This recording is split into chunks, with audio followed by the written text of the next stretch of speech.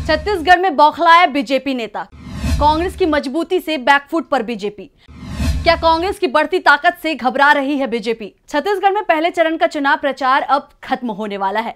पहले चरण में राज्य की 90 में से 20 सीटों पर 7 नवंबर को वोटिंग होगी और इसके लिए 5 नवंबर को चुनाव प्रचार अभियान खत्म हो जाएगा। इसलिए सभी राजनीतिक दलों ने अभी पहले चरण वाली सीटों पर अपनी पूरी ताकत झोंक रखी है। छत्तीसगढ़ में सीधे तौर पर बीजेपी और कांग्रेस के बीच टक्कर मानी जा रही है। कांग्रेस राज्य में बहुत मजबूत दिखाई दे रही है, तो पीएम मोदी दावा कर रहे हैं कि छत्तीसगढ़ में बीजेपी की सरकार बनने वाली है। लेकिन राज्य में जो माहौल दिखाई दे रहा है वो पीएम मोदी के दावे का समर्थन नहीं कर रहा है। वहीं अब कांग्रेस को राज्य में जीत के लिए नया मंत्र मिला है, जिससे ये तय हो गया है कि कांग्रेस की राह छत्तीसगढ़ में आसान बन सकती है।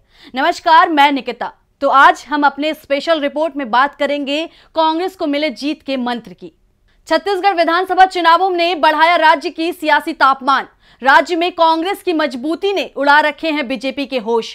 कैसे राज्य में बिगड़ रहा है बीजेपी का खेल? छत्तीसगढ़ की 90 सीटों पर 2 चरणों में मतदान होगा। 7 और 17 नवंबर को वोट डाले जाएंगे, जिसके नतीजे 3 दिसंबर को घोषित होंगे। छत्तीसगढ़ विधानसभा चुनाव 2023 के लिए बीजेपी ने इस बार काफी पहले से अपने उम्मीदवारों की लिस्ट जारी कर दी थी और ये कोशिश किया था कि छत्तीसगढ़ में हम सब कुछ सही बताएं। लेकिन फिर भी बीजेपी राज्य में कांग्रेस से पिछड़ती दिखाई दे रही है। सीएम भूपेश बघेल बीजेपी को चुनौती दे रहे हैं कि जितना भी दम है लगा ले, लेकिन फिर भी जीत नहीं पाएंगे। वहीं पिछले दिनों राहुल गांधी ने भी छत्तीसगढ़ में कांग्रेस के जीत के लिए राज्य का दौरा किया था। किसानों के साथ खेत में काम किया था, जनसभा को संबोधित किया था। क्या कुछ बोले थे राहुल गांधी छत्तीसगढ़ के दौरे में, देखते हैं इस वीडियो में। आज सुबह किसानों के साथ, मजदूरों के साथ बघेल जी और मैंने थोड़ा काम किया, बातचीत की और सारे के सारे किसान सब ने हमें कहा कि जो सरकार ने उनके लिए पिछले 5 साल में किया है उससे पहले किसी सरकार ने ऐसा काम नहीं किया है। 2500 रुपए प्रति क्विंटल, कर्जा माफ, बिजली बिल हाफ, किसान न्याय योजना में 23,000 करोड़ रुपए 26 लाख किसानों को, मजदूरों को 7,000 रुपए हर साल, 5 लाख मजदूरों को फायदा मिला। अब देखिए कांग्रेस पार्टी का तरीका देखिए। आज सुबह किसानों से बात हुई, मजदूरों से बात हुई। मजदूरों ने हमें कहा, बघेल जी को, साहू जी को, टीएस जी को, मुझे कि 7,000 रुपए थोड़ा कम है। मैंने बघेल जी से गाड़ी में बात की और हमने निर्णय ले लिया कि 7,000 नहीं, अब 10,000 रुपए हो जाएगा।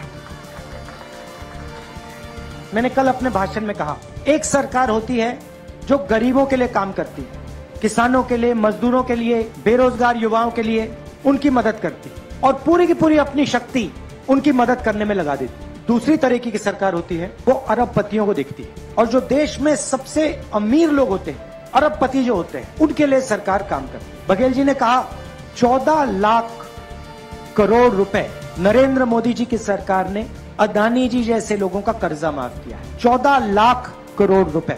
आप मुझे बताइए, बीजेपी ने कौन सी स्टेट में, हिंदुस्तान में अलग अलग स्टेट में उनकी सरकार है, कौन से स्टेट में बीजेपी ने कर्जा माफ करके दिखाया किसानों का? ये मुझे बता दो। आपको एक स्टेट नहीं मिलेगा। और सेंट्रल सरकार को तो छोड़ दो, उनका तो सीधा अदानी जी के साथ रिश्ता है। 24 घंटा अदानी अदानी अदानी चलता रहता है। खदानें दे दी, एयरपोर्ट दे दिए, पोर्ट दे दिए, किसान के कानून बना दिए उनके लिए।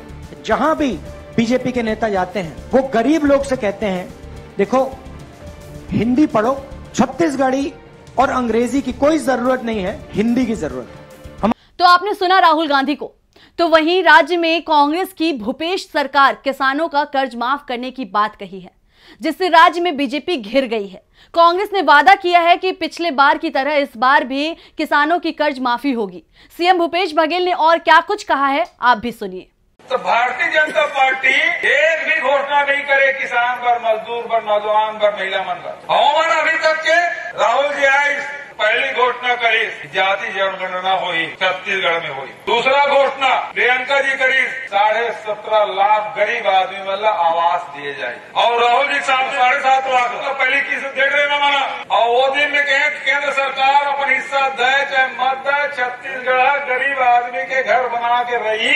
17.5 लाख आवास हमन देवो, 20 क्विंटल हमन धान खरीदो। 3 घोषणा में 70 रही कट रहे। अभी तो हमन बहुत अकन गारंटी हो देवो। आज शक्ति में आए हो और आज शारदे नवरात्रि शक्ति के उपासक बन बैठे हो और शक्ति में किसान को शक्तिवान बनाना है, ताकतवर बनाना है। चरण भैया बोले हैं, आदरणीय शैलजा दीदी बोले हैं, तो आज ये मंच के माध्यम से मैं घोषणा कर रहा हूँ कि जैसे पिछले समय किसान बन के ऋण माफी कर रहे हैं, हमारे फिर से सरकार बनाओ, किसान बन के ऋण माफी हुई।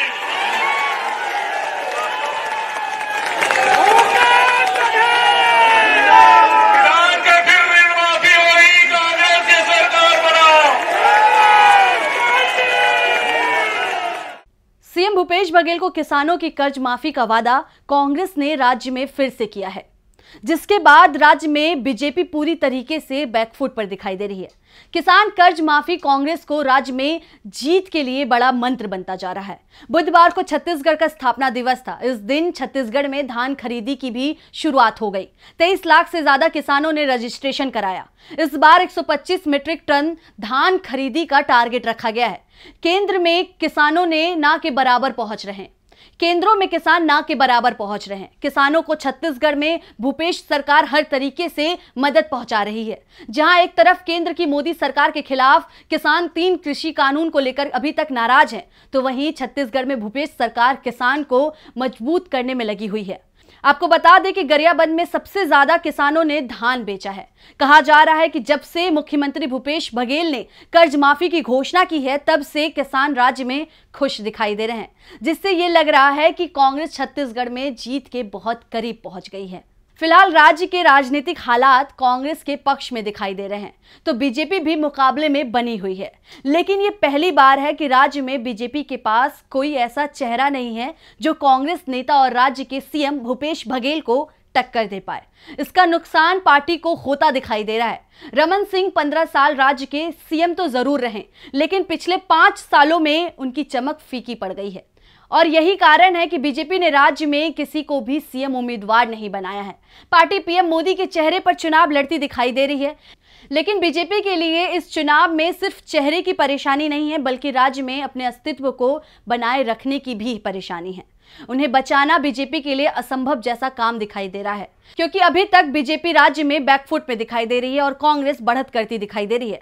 राहुल गांधी ने जैसे पिछले दिनों में छत्तीसगढ़ की जनता से वादा किया, उससे बीजेपी राज्य में और भी कमजोर होती दिखाई दे रही है। बीजेपी 15 साल तक तो राज्य की सत्ता में रही, लेकिन राज्य के लोगों की परेशानियों को हल नहीं कर पाई। बीते दिनों मल्लिकार्जुन खड़गे ने राज्य का दौरा किया और बीजेपी की परेशानी को और बढ़ा दिया। क्या कुछ कहा है कांग्रेस अध्यक्ष ने, आप भी देखिए इस वीडियो में। 17 तारीख के दिन आपको अपना मत चलाना है और गए बार आपने कांग्रेस को वोट देकर कांग्रेस पार्टी को जिताया और भूपेश बघेल को चीफ मिनिस्टर बनाया। मैं ये चाहूंगा फिर से आप कांग्रेस पार्टी को अधिकार में लाएंगे और जो कांग्रेस पार्टी के कार्यक्रम हैं वो पूरे उसका फायदा आपको मिलेगा। जो उन्होंने बताया, चाहे गैस सिलेंडर का हो, 2000 यूनिट बिजली का हो, चाहे केजी से लेकर पीजी तक पढ़ाई का हो, ये सारी चीजें जो वायदा किए हैं हम करके दिखाएंगे। हम जो मोदी के जैसा कह के बोल के भागने वाले नहीं हैं। जिस हिसाब से कांग्रेस छत्तीसगढ़ के मैदान में फील्डिंग कर रही है और बीजेपी को आउट करती दिख रही है, उससे यही लगता है कि बीजेपी के पास राज्य में चेहरा ना होना बड़ी नाकामी साबित हो रही है। हालांकि बीजेपी चुनाव पीएम मोदी के फेस पर ही लड़ती दिख रही है, लेकिन इस बार छत्तीसगढ़ में पीएम मोदी का फेस भी काम नहीं आ रहा है और वहीं कांग्रेस के हाथ में छत्तीसगढ़ जीत का मंत्र लग गया है। ऐसा लग रहा है क्योंकि कांग्रेस के तमाम नेता ये दावा कर रहे हैं कि कांग्रेस ने पिछले 5 सालों में जो काम किया है वो बीजेपी कभी नहीं कर सकती है। कांग्रेस को आत्मविश्वास है कि छत्तीसगढ़ में कांग्रेस की सरकार फिर से बनेगी। राज्य में कांग्रेस का इतना आत्मविश्वास देखकर राजनीतिक के जानकार कह रहे हैं कि कांग्रेस के हाथ में जनता का हाथ छत्तीसगढ़ में कांग्रेस की जीत का मंत्र है, जिससे कांग्रेस राज्य में और भी मजबूत हो रही है। फिलहाल चुनाव के नतीजे 3 दिसंबर को आने हैं, तब देखना होगा कि किसकी सरकार बनती है और किसकी आउट होती है। इस खबर इस स्पेशल रिपोर्ट में फिलहाल इतना ही है। आपको ये स्पेशल रिपोर्ट कैसा लगा हमें कमेंट करके जरूर बताएं, और अगर आपने अभी तक डीवी लाइव को सब्सक्राइब नहीं किया है तो सब्सक्राइब करना ना भूलें। शुक्रिया।